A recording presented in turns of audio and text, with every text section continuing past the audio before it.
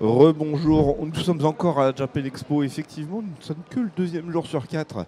La fatigue est présente, mais qu'est-ce que vous voulez? C'est la vie que j'ai décidé de choisir. Et du coup, on reçoit Crazy Bomb. Salut, et bien salut les gens, je suis Crazy Bomb, et pour ceux qui ne savent pas qui je suis évidemment le créateur de la chaîne Crazy Bomb World, spécialisée dans les parodies et les chroniques en rapport avec les animés. J'ai entre autres créé 2 chroniques, les résumés foireux et les Crazy Bomb Show. Et bah oui, alors du coup, quand j'ai découvert ta chaîne, parce que avant la Japan Expo, je ne te connaissais pas. Et en fait, ça me faisait penser aux séries abrégées type Le Chevalier du Zodiaque et tout. Ouais. Tu t'es un peu inspiré de ça du coup? À 100%, bien sûr. Évidemment, quand j'étais adolescent, je matais énormément ce genre de contenu réalisé par State Alchemist qui a réalisé les Chevaliers du Zodiaque abrégés. Il y avait aussi Ishigata qui réalisait des zappings abrégés. Évidemment, en dehors du domaine des animés et des mangas, il y avait également Digidix, évidemment d'autres créateurs de contenu, par exemple les joueurs du grenier aussi, qui ont fait énormément de parodies d'animés. Rien qu'encore aujourd'hui, leur collaboration avec State Alchemist sur la vidéo de Yu-Gi-Oh! Ça reste une des meilleures parodies francophones, c'est clair. Et ça t'est venu de d'où alors du coup de commencer à faire de l'humour, de la satire, et même du doublage au final? Simplement, quand j'ai découvert ce genre de contenu, j'étais très jeune, et évidemment, quand tu admires vraiment le travail des personnes que j'ai citées, je me suis dit, pourquoi pas moi, pourquoi pas tester. Et du coup, le temps de saisir mon courage à deux mains, etc., j'ai commencé ma chaîne YouTube en 2014, la première vidéo. Et le thème, c'était One Piece contre la censure. Et en fait, le thème, c'était en rapport avec les censures qu'a réalisé le studio 4Kids, qui avait les droits d'adaptation européenne et américaine, du coup, des animés japonais tels que One Piece, Yu-Gi-Oh!, etc. Et ce qui était assez flagrant, parce que je voyais plein de gens en parler en ligne, en disant oui, il y a des morts qui sont censurés, il y a des flingues remplacés par des pistolets à eau, par exemple des boules de riz que dans la version américaine ils appellent ça des donuts à la fraise, enfin des trucs hallucinants. Et par exemple même Sanji, iconique, le personnage de One Piece avec sa cigarette à la bouche, qui a été remplacé par une sucette à la fraise. Et du coup je me suis dit, quand je voyais ce genre de truc, je me dis pourquoi personne n'en parle sur internet, et je me dis autant le faire moi-même et let's go quoi. Oui, mais alors du coup, tu l'as fait de manière humoristique, je suppose. Pourquoi tu es parti du coup sur ce format-là, aussi pour exprimer du coup ton avis et tout? Tout simplement, comme je le disais, c'est un peu les créateurs de contenu qui sont 100% humoristiques, qui m'ont vraiment inspiré. Évidemment, comme dirait un vieux mème français, j'adore rire. Et voilà, c'est un peu... parce que j'ai un côté très... comment expliquer? J'aime aller de temps en temps un peu dans l'absurde, etc. Même quand il y a une scène très sérieuse durant un film, je peux pas m'empêcher d'imaginer genre une parodie de cette scène, ou genre comment ça pourrait mal tourner, etc. Et même quand je regarde un film d'horreur, j'ai du mal à prendre ça réellement au sérieux, tellement je juge le caractère un peu stupide des personnages, quoi. Là, ta chaîne, elle commence à être pas mal. Tu as quand même plus d'1 million d'abonnés. 1 200 000 1 précisément. 200 000. Et oui. Comment tu as vécu aussi cette notoriété-là? Alors paradoxal, parce que je me dis qui sont tous ces gens, que font-ils ici, comment ils sont perdus sur ma chaîne. Et franchement c'est génial, parce que quand j'ai commencé ma chaîne YouTube en 2014, jamais à aucun moment j'aurais imaginé les chiffres pareils. Et au contraire je me disais ouais, même si j'ai que 1000 abonnés, je suis l'homme le plus heureux du monde. Et 2 ans plus tard, là on tape dans les 500 000 abonnés, et c'est complètement lunaire, et j'ai une chance de malade en fait, c'est absolument fou. Et surtout que les statistiques des vidéos d'animés de parodie, à l'époque, ça dépassait à peine les 10 000 pour les 20 000 vues. Bon, sauf State Alchemist que sur long terme, là ça a vraiment dépassé le million, voire les 500 000 vues, etc. Mais pour quelqu'un qui commence de zéro, c'est assez impressionnant quand même, quoi. Et tu arrives à l'expliquer du coup, ce chiffre-là? Ce qui aide beaucoup évidemment, c'est que j'ai un humour très vulgaire évidemment, et très caricatural, etc. Et ce qui a vraiment aidé à faire décoller la chaîne entre guillemets, c'est que je parlais de séries assez populaires, notamment mes premières parodies, c'est Naruto, l'Attaque des Titans. Et après par la suite, ce que je me suis amusé à faire, c'est de faire des animés un peu moins connus, comme School Days, où en fait le contenu c'est des triangles amoureux qui tournent extrêmement mal et ça part en tentative de meurtre, etc. Et où soit des séries un peu plus sportives comme Inazuma Eleven. Et à force de faire des séries un peu nanar, etc., et d'alterner avec des séries populaires, ça a aidé un peu à la popularisation de la chaîne. Et en fait, pour comment je choisis les séries que je vais parodier, c'est simplement les séries qui m'éclatent, où je me dis, généralement les premières vannes qui me passent à travers la tête, je me dis ah oui, il y en a plus de 10 qui s'affichent sur une feuille, écoute, je vais faire un script complet et on va mater le reste des épisodes et let's go, quoi. Et d'ailleurs, ton processus d'écriture, il se passe comment aussi? Alors malheureusement, il faut regarder l'animé, même s'il est extrêmement mauvais, du coup. Déjà mater l'animé, évidemment, et pendant le visionnage, je prends des petites notes, genre des petits détails, genre comment je pourrais caricaturer tel personnage, un détail scénaristique qui m'a un peu gêné, où je me dis, mais ce personnage, il est complètement con. Tu vois, des petits trucs comme ça. Et après, c'est une fois que j'ai rédigé une forme de brouillon, c'est je me dis ok, comment je peux structurer le truc, qu'est-ce que je garde pas, afin de rendre la vidéo fluide quoi. C'est rien que la dernière vidéo que j'ai produite qui est sur JoJo's Bizarre Adventure, sur la partie 3 qui s'appelle Stardust Crusader. Rien que ça, j'ai mis des mois et des mois avant de réussir à l'écrire, parce que ce qui est très paradoxal avec cet animé, c'est que chaque épisode, il y a un antagoniste différent. Et c'est très dur de parodier un animé où, un peu comme Pokémon, où chaque épisode, il y a son aventure différente. Il y a une forme de fil rouge quand même, parce qu'ils vont d'un point A à un point B quand même. Ils ont un objectif. Et ça a pris du temps, parce que je mettais beaucoup de pression par rapport à cette vidéo-là, parce que c'est une vidéo très attendue évidemment sur JoJo's Bizarre Adventure. Et d'ailleurs, du coup, comment tu gères aussi ta communauté? Parce que du coup, là, tu parlais d'avoir peur, de décevoir le public et tout. Est-ce que tu arrives à avoir du recul, ou est-ce que justement tu te dis il faut se mettre à 200% pour les satisfaire au max, quoi? Généralement, pour les scripts des résumés foireux, je me dis pas ok, il y a une recette toute faite, etc. Ok, il faut tel type de vanne, tel type de vanne, tel type de vanne. Généralement, je fais vraiment au feeling. Et ce que j'évite de faire également, c'est de répéter des vannes que j'ai déjà fait sur d'autres vidéos. Là, on est à 39 vidéos de résumés foireux. Donc des fois, ça peut être dur de se renouveler sur long terme. C'est un peu comme dirait Frédéric, le joueur du grenier, hein, voilà, qui disait, quand il critiquait un mauvais jeu, c'est comme si pendant plus de 10 ans, on disait vous voyez ce mur blanc, ben voilà, essayez de me décrire ce mur blanc, mais de différentes manières. Des fois, c'est extrêmement compliqué, il faut jouer à fond sur son imagination et tout.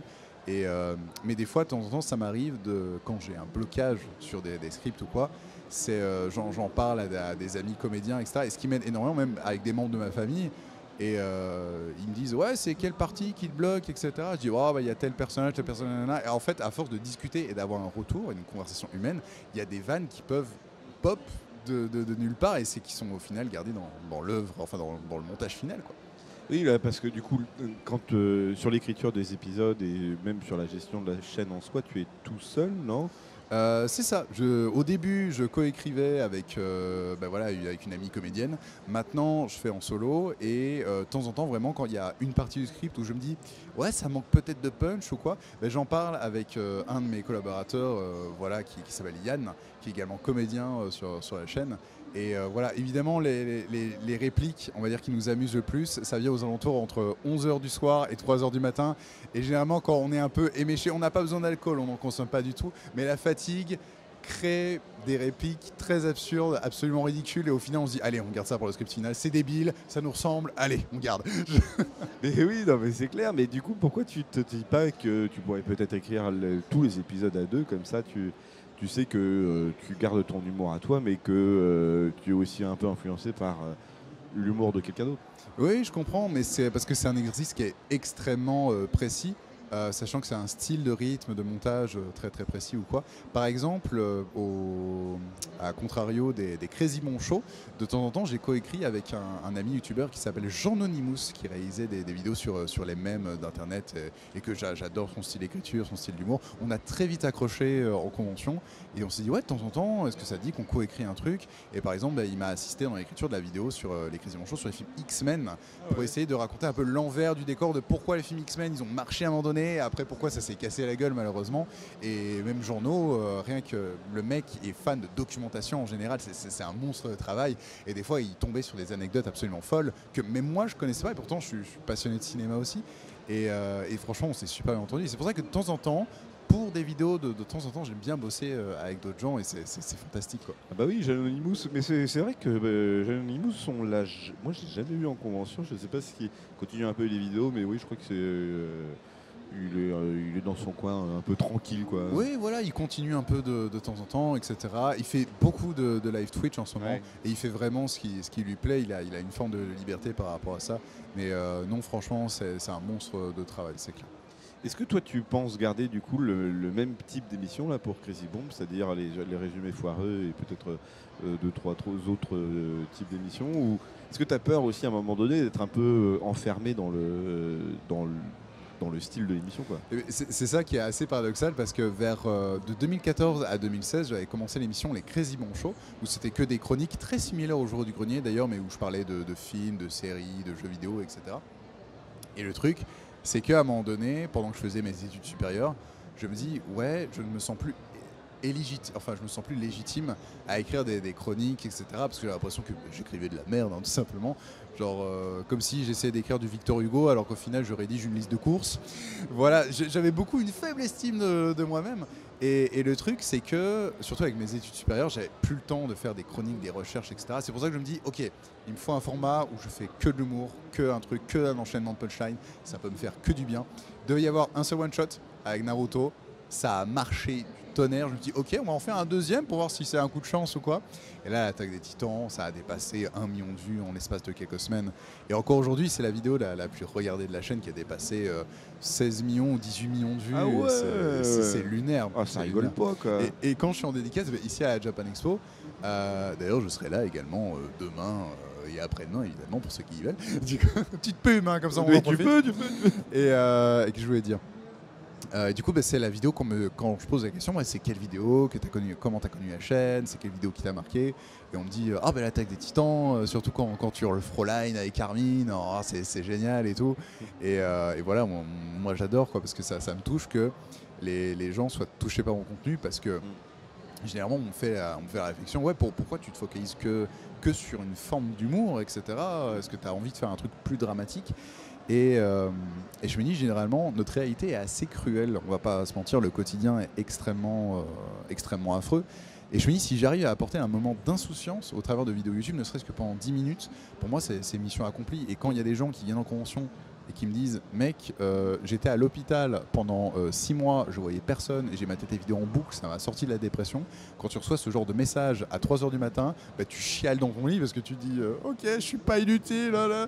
Et c'est génial, et c'est que du baume au cœur. Oui, mais tu vois, c'est le genre de truc où grâce à cette émission-là, j'ai l'impression qu'il du coup, il y a eu un revival des séries abrégées et tout.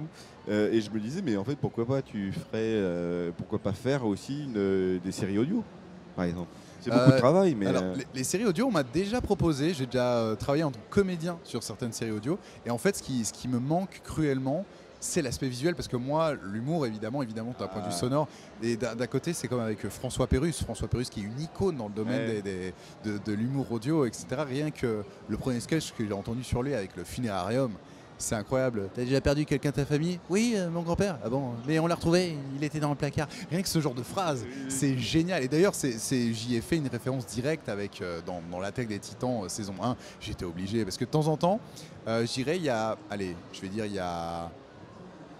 15% des vannes écrites dans les résumés foireux qui font des références à des trucs que j'adore, à des références de films, ce genre de trucs. C'est par exemple la dernière référence que j'ai faite d'un film que j'adore. C'est par exemple Predator avec Arnold Schwarzenegger, et c'était dans la parodie de JoJo's Bizarre Adventure, Star Wars Crusader. Et à un moment donné, tu as Dio qui est très hautain et qui dit ouais, jamais tu ne réussiras à me vaincre, etc. Et à un moment donné, tu as Jotaro, le héros, qui lui file un coup de poing mais qui effleure la joue. Il y a du sang qui apparaît. Et du coup, vient la réplique de Arnold Schwarzenegger qui dit s'il peut saigner, on peut le tuer. Voilà, et évidemment, c'est pour ça que je me suis dit, je suis obligé de placer cette rêve, parce que des fois, vu que je suis passionné de cinéma, de répliques cultes, j'aime bien faire des rêves comme ça. Oui, mais après, derrière, tu vois, alors j'avais plutôt en tête des séries audio qui partent en couille et qui deviennent une série animée, comme avait fait Cyprien. Cyprien avait fait l'épopée temporelle, où à la base, c'était juste de l'audio, et puis... ils ont eu du financement, donc du coup, c'est parti. Mais ils avaient un casting de fou. Ah, mais ils avaient un casting de taré, quoi. Mais... Bien sûr, avec Frédéric Soutret, je pense, avec Brigitte Lecordier. Non, franchement, le produit était absolument génial. Et mais du coup, pour mes projets personnels, comme ça je spoil un peu évidemment, l'un des projets qui est en cours de réalisation, c'est notre premier court-métrage d'animation avec une équipe d'animateurs. Voilà, ils sont 14 au total, et ça fait 1 an qu'on bosse dessus. C'est un court-métrage, parce que je me dis, je suis passionné d'animation, je respecte énormément le domaine. Et c'est pour ça que je me dis, au-delà de parodier ou de critiquer entre guillemets certaines œuvres, etc. Et je me dis, il y a trop de talent, que ce soit en France ou en Belgique, pour pas qu'on fasse un truc fait maison. Et c'est une vidéo qui sortira du coup pour les 11 ans de la chaîne. Peut-être aux alentours de septembre, octobre, on n'est pas sûr. Je suis pas fan de donner des délais parce qu'au départ la vidéo devait sortir genre, allez, je veux dire, finalisée au mois de mars, puis ça a été reporté à juin, maintenant c'est reporté à septembre. Oui. C'est les délais, voilà, les délais dans le domaine de l'animation, on connaît. C'est un gros projet, donc forcément il faut peaufiner le bébé. Ouais. Bien sûr. Tu vois le JDG là, qui a encore un peu dérivé sur son projet de film des 11 ans. Quoi, tu vois, la vidéo des 10 ans qui sort pour les 11 ans. Oui, non, ça va être pareil pour moi. Hein. La vidéo ne va pas sortir pour les 10 ans de la chaîne, mais pour les 11 ans du coup. Vu que je compte parce que la chaîne a été créée en 2012 techniquement. Mais le temps que je saisisse mon courage à deux mains, que je saisisse le matos et que l'anxiété sociale, que je lui donne un coup de pied au cul, il m'a fallu facilement 2 ans avant que ça démarre. Quoi. Et du coup, c'est pour ça que je compte l'anniversaire de la chaîne pour le 16 août 2014, techniquement. Ouais. Voilà. Qui est la première vidéo que tu as sortie. Exactement, qui était le Crazy Show sur One Piece contre la censure.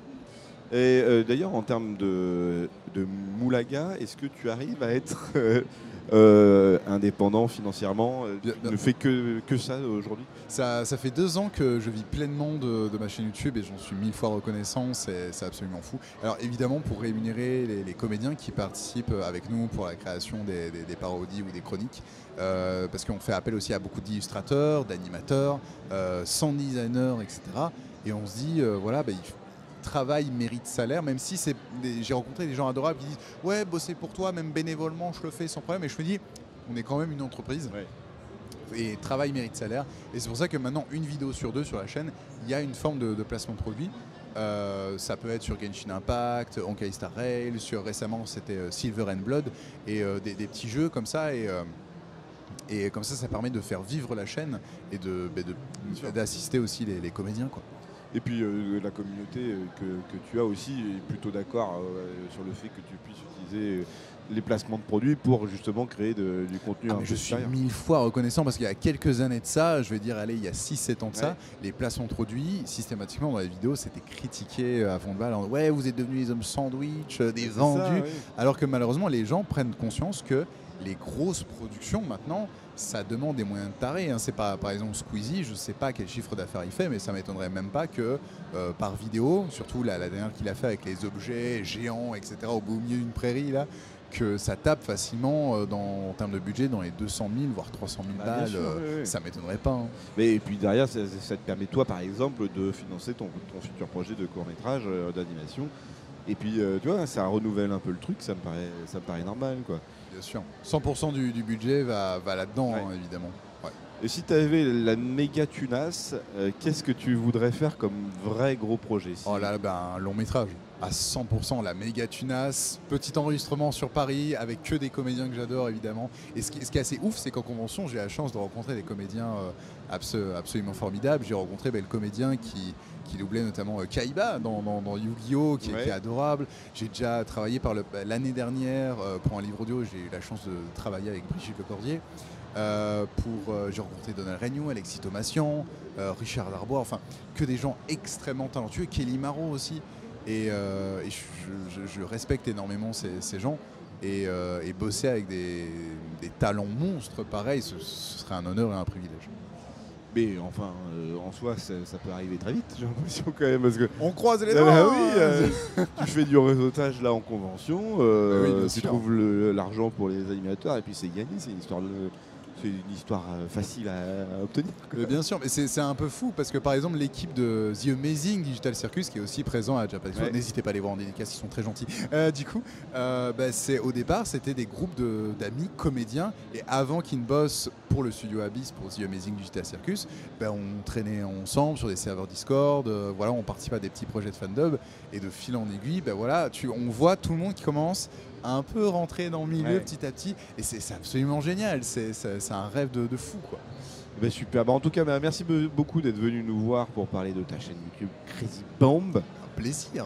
On te retrouve dans quelle convention là, prochainement? Tu as des trucs de prévu? Alors la prochaine à Liège, la Japan Day fin septembre dans mes souvenirs, et celle encore après, la Made in Asia à Bruxelles en octobre. Oui. Et parce que tu es belge, donc Je du suis coup belge, forcément... Oui, pour une fois, je me dis niveau convention, j'aimerais ne pas faire 3000 km. J'avoue, mais évidemment, les plus belles conventions en France sont plutôt dans le sud, donc ça commence à faire loin. Là. C'est compliqué, c'est compliqué. Ben, les plus belles conventions je crois que l'une des meilleures conventions que j'ai jamais fait, celle de Clermont-Ferrand. Exceptionnelle. Ah oui, j'ai beaucoup aimé, beaucoup aimé. Évidemment, j'ai fait également la Van Sekai et j'ai fait la Paris Manga, Japan Expo Marseille et pas mal d'autres conventions vraiment chouettes. Donc voilà, c'est toujours un plaisir. Ouais. Moi, ça me dérange pas de me déplacer. C'est pour ça que moi, les conventions, pour moi, c'est un peu Disneyland. Hein. Moi, je suis comme un enfant. Je rencontre des gens formidables et j'adore. Et bah oui, bah c'est clair. Hein. Bon, en tout cas, merci beaucoup d'être venu nous voir. Nous, on va faire une petite pause avant la prochaine interview, qui est donc du coup Eve, qui est une webtooneuse. Je sais pas si ça se dit, mais en tout cas, on va parler de webtoon. Allez, à tout de suite. À la prochaine. Ciao, ciao.